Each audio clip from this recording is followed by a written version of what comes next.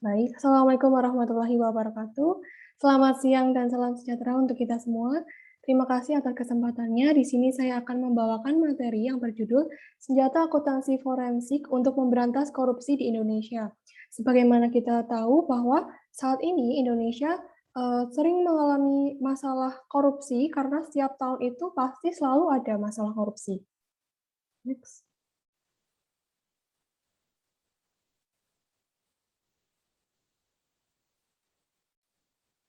Eee, ini profil saya, perkenalkan saya Dinar Pratnya Paramita. Dulu saya pernah menempuh pendidikan D3 Akuntansi di Universitas Jenderal Sudirman, dan saat ini saya menempuh pendidikan S1 Akuntansi di Universitas 11 Maret Surakarta. Pengalaman saya dulu pernah menjadi staf accounting UKM Kewirausahaan Bursa dan staf accounting, di perusahaan SL Corp Indonesia. Next. Nah, korupsi ini merupakan bagian dari fraud. Mungkin di sini, semuanya belum tahu apa itu fraud. Fraud adalah tindakan kecurangan, penipuan, atau kekeliruan yang dilakukan oleh seseorang atau badan yang mengetahui bahwa kekeliruan tersebut dapat mengakibatkan beberapa manfaat yang tidak baik terhadap individu, entitas, serta pihak lain. Next. Dan menurut ACVA, menggambarkan fraud dalam bentuk pohon atau fraud tree, di mana fraud tree ini mempunyai 3 cabang utama, yaitu korupsi, penyalahgunaan aset, dan kecurangan laporan. Next. Di sini saya akan menjelaskan lebih lanjut mengenai fraud tree tentang korupsi, sesuai dengan topik kita hari ini. Korupsi melibatkan eksekutif, manajer, atau karyawan dari organisasi berkolusi dengan orang luar. Studi SCFI mengidentifikasi 4 jenis utama korupsi, yaitu ada conflict of interest, di mana konflik kepentingan ini muncul ketika seorang pegawai bertindak atas nama kepentingan pihak ketiga selama melakukan pekerjaannya atau atas nama kepentingan diri sendiri dalam kegiatan yang dilakukannya. Ketika konflik kepentingan pegawai tidak diketahui oleh perusahaan dan mengakibatkan kerugian keuangan, ini berarti telah terjadi fraud. Nah, contohnya itu purchase scams atau skema pembelian dan sales scams atau skema penjualan. Jenis korupsi yang kedua yaitu ada penyuapan atau bribery. Penyuapan melibatkan pemberian, penawaran, permohonan, atau penerimaan sesuatu yang berharga untuk mempengaruhi seorang petugas dalam melakukan pekerjaannya menurut hukum. Contohnya, invoice clickbacks atau swafaktur merupakan salah satu bentuk penyuapan di mana si penjual ini mengikhlaskan sebagian dari hasil penjualannya. Presentasi yang diikhlaskan itu bisa diatur di muka atau diserahkan sepenuhnya pada keikhlasan penjual. Clickbacks merupakan korupsi dalam hal pembelian. Selanjutnya ada bid-tricking merupakan korupsi dalam hal penjualan yang merupakan permainan dalam tender. Jenis korupsi yang ketiga ini ada illegal gratuities atau gratifikasi ilegal, yang merupakan pemberian atau hadiah yang merupakan bentuk terselubung dari penyuapan. Hal ini melibatkan pemberian, penerimaan, penawaran, atau permohonan sesuatu yang berharga karena tindakan resmi yang telah dilakukan. Hal ini mirip dengan sesuatu penyuapan, tetapi transaksinya terjadi setelah fakta pekerjaan tersebut dilakukan. Contohnya, seperti hadiah perkawinan, hadiah ulang tahun, hadiah perpisahan, dan lain-lain. Jenis korupsi yang keempat ini ada economic extortion atau pemerasan ekonomi yang merupakan penggunaan atau ancaman kekuatan termasuk sanksi ekonomi oleh individual atau organisasi untuk mendapatkan sesuatu yang berharga. Item yang berharga itu dapat berupa aktiva, keuangan atau ekonomi, informasi atau kerjasama untuk mendapatkan suatu keputusan yang menguntungkan atas pekerjaan atau hal tertentu yang sedang ditangani. Next. Nah, tadi mengenai pohon, kecurangan atau fraud tree, korupsi, tapi, teman-teman di sini tahu nggak sih istilah korupsi itu dari mana dan apa itu korupsi? Next.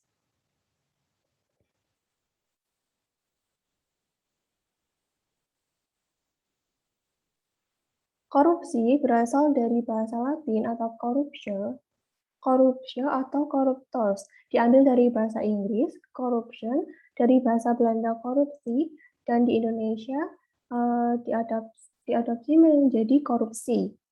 Korupsi secara harfiah bisa berarti kejahatan, kebusukan dapat disuap, tidak bermoral, kejahatan, dan ketidakjujuran.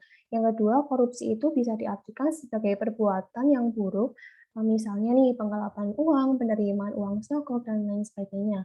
Yang ketiga, perbuatan yang kenyataan menimbulkan keadaan yang bersifat buruk.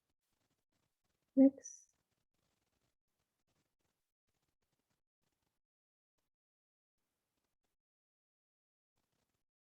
Menurut perspektif hukum, definisi korupsi secara jelas dalam 30 buah pasal dalam Undang-Undang Nomor 31 Tahun 1999 dan Undang-Undang Nomor 20 Tahun 2001. Berdasarkan pasal-pasal tersebut, korupsi dirumuskan ke dalam 7 bentuk atau jenis tindak pidana korupsi. Pasal-pasal tersebut menerangkan secara terperinci mengenai perbuatan yang bisa dikenakan pidana penjara karena korupsi.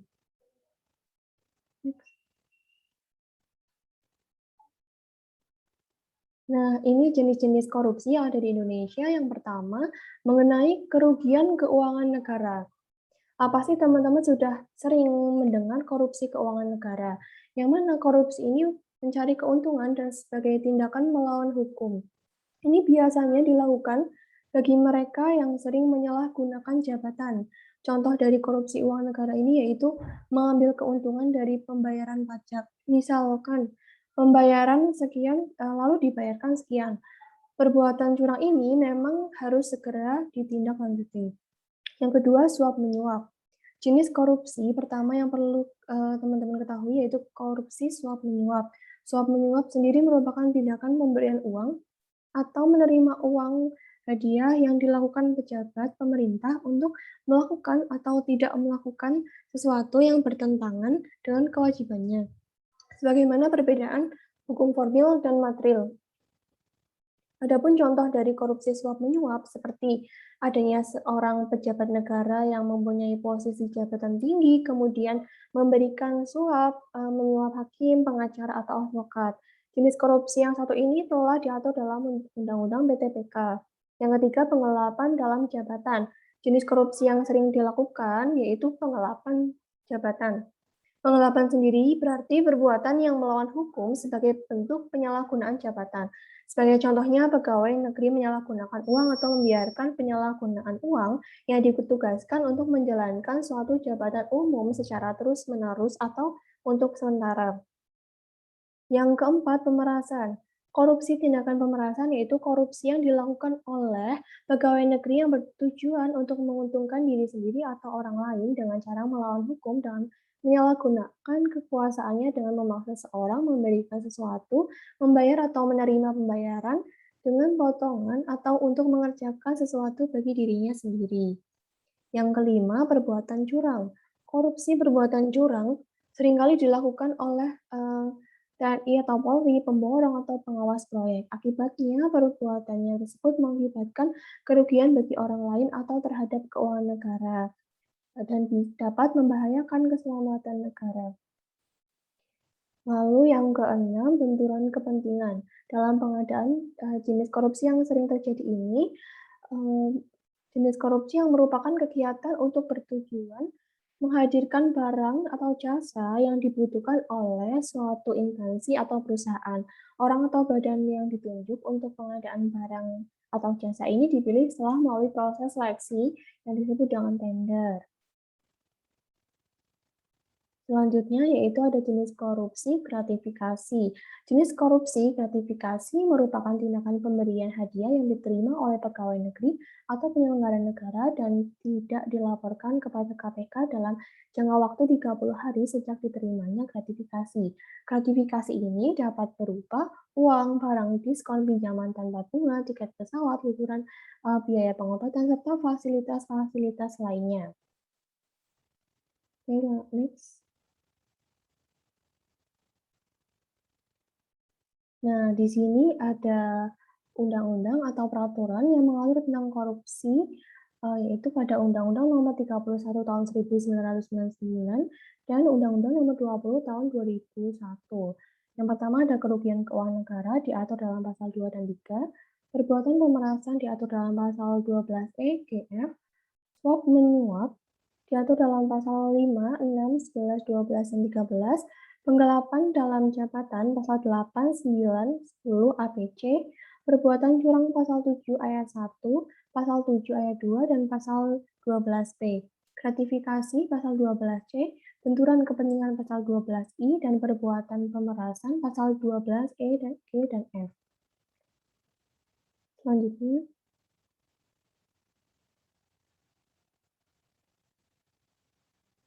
nah, apa sih dampak dari perbuatan korupsi itu sendiri? Jadi, korupsi ini memiliki dampak, teman-teman. Yang pertama itu ada penurunan produktivitas. Produktivitas pada setiap industri dan produksi akan menurun karena dampak dari korupsi itu. Produktivitas dari perusahaan-perusahaan akan terhambat dan tidak bisa berkembang lebih maju lagi. Hal ini dapat menyebabkan pengurangan jumlah karyawan atau PHK, lalu akan banyak pengangguran yang menyebabkan angka kemiskinan semakin meningkat. Yang kedua, menurunnya pendapatan negara dari pajak. APBN dibiayai oleh pajak sebesar 70%. Pajak penghasilan dan pajak pertambahan nilai adalah jenis pajak yang paling banyak menyumbang untuk pendapatan negara. Penurunan pendapatan ini karena kenyataan bahwa banyak oknum pegawai pajak yang memanfaatkan kesempatan buruk ini untuk memperkaya diri sendiri. Hal ini juga mengakibatkan ketidakpercayaan masyarakat terhadap pegawai pajak, tentunya akan menghambat proses pembangunan dan merugikan masyarakat. Dampak yang ketiga, meningkatkan utang negara. Korupsi tentunya akan memperburuk keuangan negara. Selain sebelumnya negara memang sudah punya hutang dengan negara lain, dengan adanya korupsi ini justru hutang itu akan semakin bertambah. Lalu dampak selanjutnya, menurunnya pertumbuhan ekonomi dan investasi. Dengan adanya tindak korupsi di suatu negara akan menyebabkan para investor dari luar negeri tidak percaya lagi dengan kepastian hukum dalam tindak korupsi untuk menanamkan modal di industri suatu negara. Kondisi ini mempersulit pembangunan ekonomi. Dampak selanjutnya yaitu rendahnya kualitas barang dan jasa. Korupsi juga akan menghambat pertumbuhan negara sendiri karena uang negara dibuat untuk memperkaya diri sendiri. Kualitas barang dan jasa menjadi rendah dan tidak layak digunakan untuk publik. Oke, selanjutnya yaitu menambah beban dalam transaksi ekonomi. Adanya suap, pungli, penyelewengan dana dalam sebuah perekonomian membuat biaya transaksi akan semakin besar.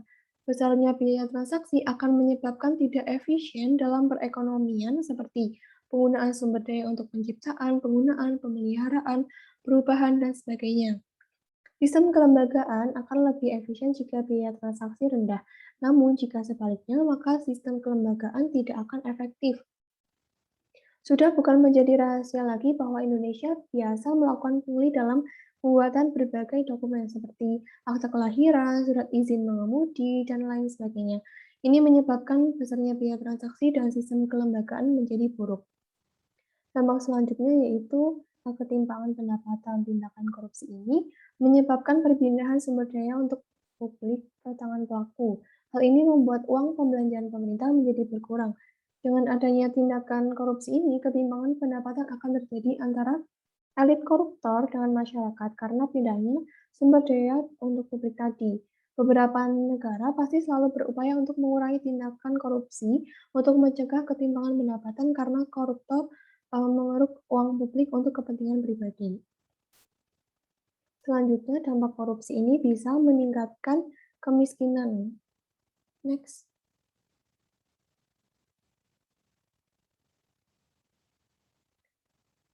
Lalu ada sejarah pemberantasan korupsi di Indonesia. Yang pertama tahun 1957 ada operasi militer, kegiatan tidak terstruktur, diatur dalam PRTBM nomor 6 tahun 1957. Lalu yang kedua, tahun 1967 dibentuk tim pemberantasan korupsi lingkupnya represif, dasar hukumnya Kepres nomor 228 tahun 1967. Lalu tahun 1977 ada OPSTIP, Lingkupnya penerbitan sistem diatur dalam Impres nomor 9 tahun 1977. Tahun 1987, kemudian ada Persus Restitusi Pajak, lingkupnya kebenaran restitusi, dasar hukum Surat Menteri Keuangan 1236 garis miring MK 04 garis miring 1987. Next.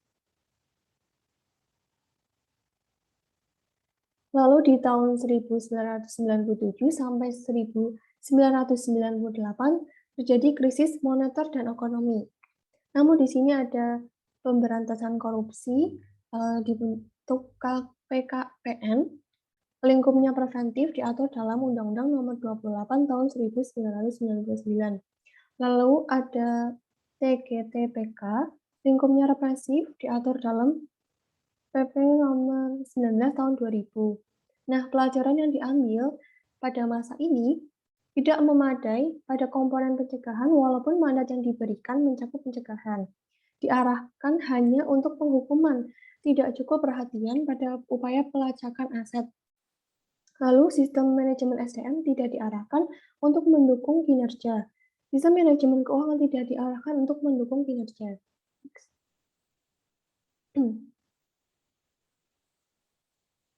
Lalu tahun 2003 dibentuk KPK. Lingkupnya untuk penindakan dan pencegahan diatur dalam Undang-Undang Nomor 30 Tahun 2002. Tugasnya adalah koordinasi, supervisi, penindakan, pencegahan, dan monitor.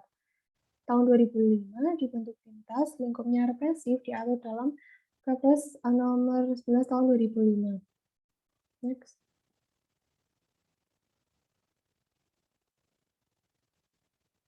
Nah, ini contoh kasus korupsi di Indonesia. Mungkin teman-teman di sini sudah tahu bahwa ada kasus Jiwasraya, yang mana di tahun 2020 kasus korupsi Jiwasraya disebut sebagai kerugian besar bagi negara oleh Badan Pemeriksa Keuangan yang mencapai hingga belasan triliun rupiah.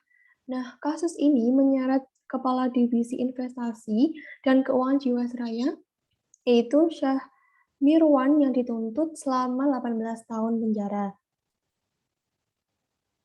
Lalu kasus yang kedua, yaitu kasus korupsi Menteri Edi Prabowo. Beliau merupakan mantan Menteri Kelautan dan Perikanan pada saat itu. Beliau ditangkap oleh KPK bersama istri dan beberapa lainnya di Bandara Soekarno-Hatta terkait kasus korupsi ekspor benih lobster atau benur.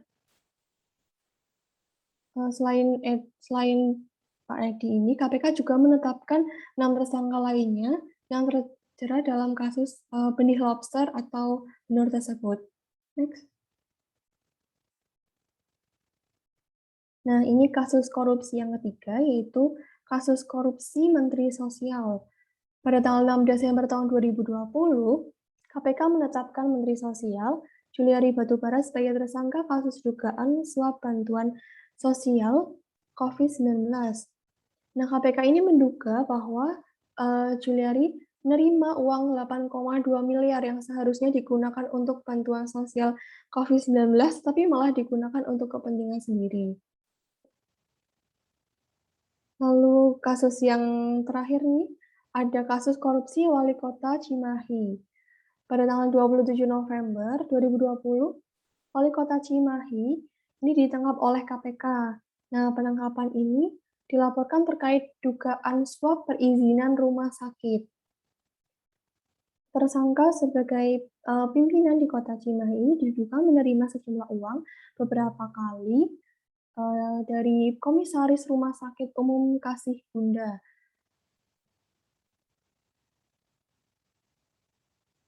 Okay, next.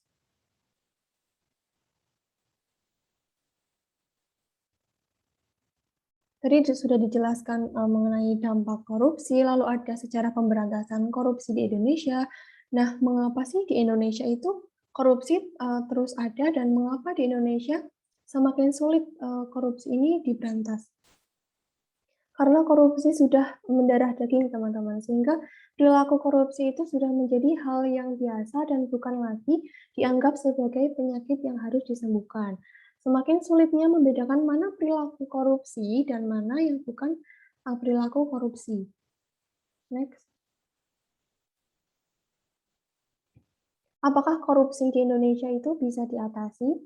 Menurut saya, korupsi Indonesia itu masih bisa diatasi seperti halnya di Denmark, di mana Denmark ini menempati peringkat teratas sebagai negara yang bebas dari korupsi.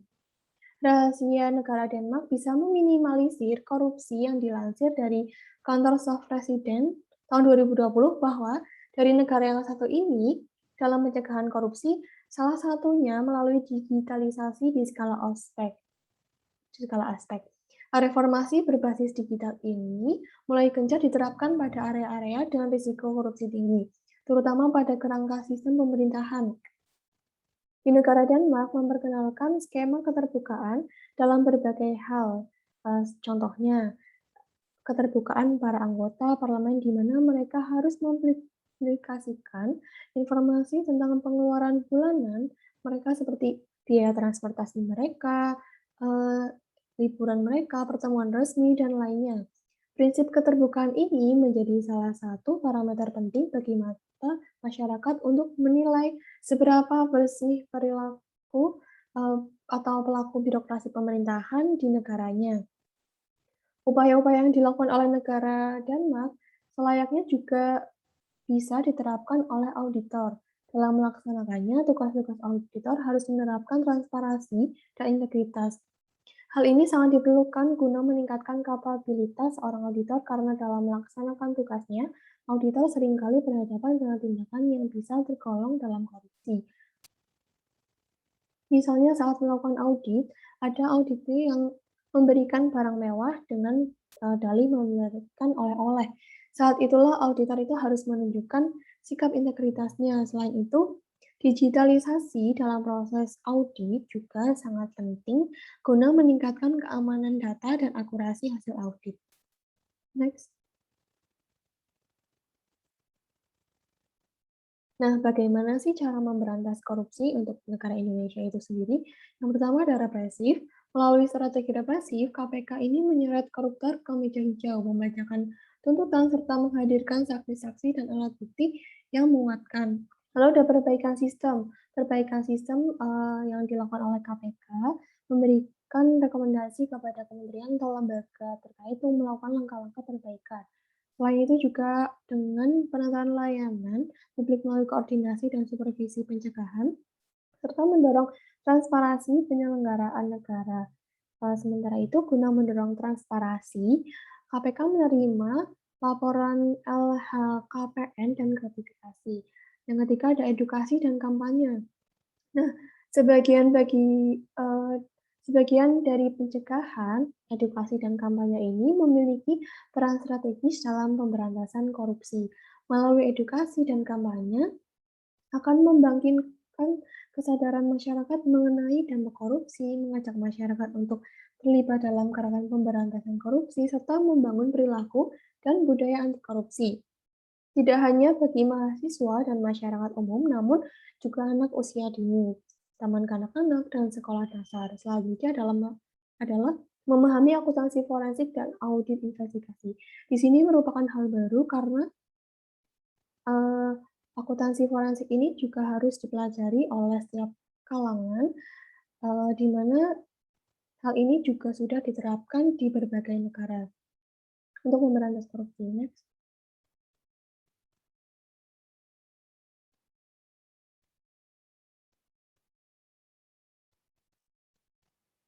Selanjutnya, apa sih akuntansi forensik itu? Akuntansi forensik adalah satu metode investigasi transaksi keuangan dan situasi bisnis untuk memperoleh kebenaran serta mengembangkan pendapat ahli tentang kemungkinan terjadinya aktivitas kecurangan. Permintaan terhadap akuntansi forensik meningkat karena adanya peraturan dan undang-undang pidana yang disahkan dari waktu ke waktu. Nah, hal ini mengingat masih tingginya kasus korupsi di Indonesia, maka Indonesia Corruption Watch atau ICW berhasil merekap terjadinya 271 kasus korupsi yang berhasil mendapat penindakan dengan total kerugian negara sebesar 8,4 triliun rupiah. Berbeda dengan Amerika Serikat, memiliki FBI yang memanfaatkan ilmu dan keahlian akuntansi forensik dalam berbagai bentuk investigasi. Indonesia memfokuskan pemanfaatan akuntansi forensik untuk mengungkap kasus korupsi melalui sinergi lembaga-lembaga anti korupsi seperti KPK, Badan Pemeriksa Keuangan, Badan Pengawas Keuangan dan Pembangunan, serta kepolisian. Next. Selanjutnya di sini, sebagai senjata untuk memberantas korupsi, akuntansi forensik ini memiliki dua peran dalam menghambat terjadinya kasus korupsi. Yang pertama, sebagai tindak preventif karena adanya kekhawatiran dari pelaku bahwa korupsi yang dilakukan dengan mudah akan terungkap. Selain itu, di sini akuntansi forensik juga memegang tindak detektif karena dirancang guna mengumpulkan dan menyediakan bukti untuk kepentingan persidangan di pengadilan. Serta arah aliran korupsi, pelaku korupsi, modus yang digunakan, dan hasil lain yang lebih terperinci. Di Indonesia, akuntansi forensik juga dapat menjadi saksi ahli dalam memberikan keterangan dalam persidangan tipikor sesuai pasal 120 ayat 1 KUHP.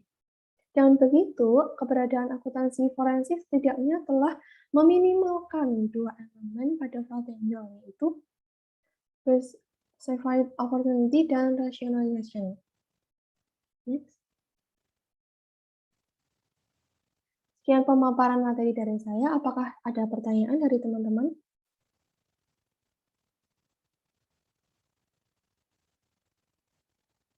Bisa bertanya secara langsung ataupun melalui kolom komentar. Izin bertanya, Mbak. Baik, silakan Mbak Mukta. Apabila saya ingin menjadi seorang akuntan forensik, kemampuan apa yang harus dimiliki oleh akuntan forensik tersebut? Terima kasih. Baik, langsung saya jawab ya Mbak. Jadi yang harus dimiliki oleh akuntan forensik yaitu keahlian audit, kemampuan investigasi, memiliki intuisi, investigasi, kritis atau pemikir, strategi, serta mampu mengintegrasi hasil analisa dan temuan. Nah, untuk selain itu, untuk menjadi akuntan forensik ini harus kreatif, yang mana kemampuan untuk melihat sesuatu yang orang lain itu menganggap situasi bisnis normal dan mempertimbangkan interpretasi lain. Itu bahwa itu tidak perlu merupakan situasi bisnis yang normal. Jadi, akuntan forensik ini juga harus kreatif, rasa ingin tahu yang tinggi, keinginan untuk menemukan apa yang sesungguhnya terjadi dalam rangkaian peristiwa dan situasi. Lalu seorang akuntan forensik ini tidak boleh menyerah, tidak mudah menyerah.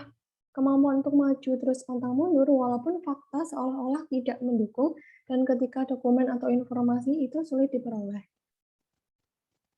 Seperti itu Mbak Miftah, bagaimana? Apakah ada tanggapan? Baik Mbak, terima kasih atas jawabannya.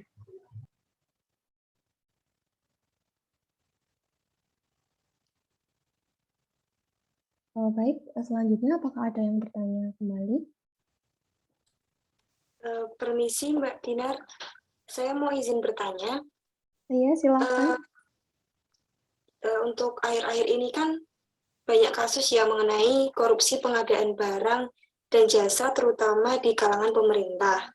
Nah, kira-kira bagaimana dampak penerapan dari akuntansi forensik dalam mencegah fraud atau korupsi barang dan jasa itu? Terima kasih. Oke. Baik, langsung saya jawab ya. Jadi pengadaan barang dan jasa itu merupakan proses kesinambungan pertukaran yang menggunakan sumber daya keuangan perusahaan untuk dijadikan alat produksi yang sangat berpotensi sekali terjadi penyimpangan dan kecurangan. Nah, pengadaan barang dan jasa publik merupakan aktivitas yang sensitif melihat dari jumlah anggaran yang sangat signifikan dan terus bertambah anggaran setiap tahunnya.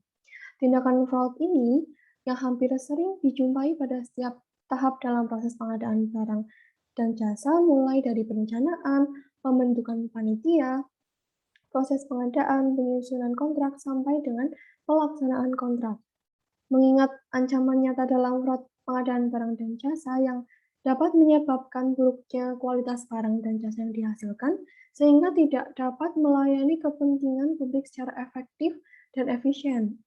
Dalam kondisi ini, penerapan akuntansi forensik ini sangatlah dibutuhkan, dan akuntansi forensik ini merupakan penerapan disiplin akuntansi dalam arti luas, termasuk auditing pada masalah hukum untuk penyelesaian hukum di dalam atau di luar pengadilan, dan hal ini akan membantu untuk mengurangi kasus fraud seperti korupsi yang sering terjadi di lingkungan pemerintahan, serta dapat mengembalikan dan meningkatkan kepercayaan publik kepada pemerintahan.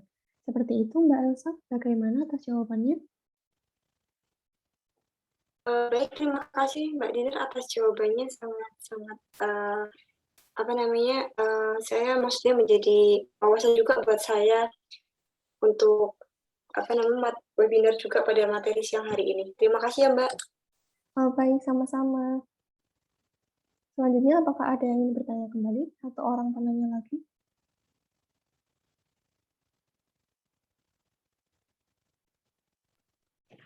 Izin bertanya, Mbak Dinar, bagaimana pengaruh akuntansi forensik terhadap kecurangan pada sektor publik?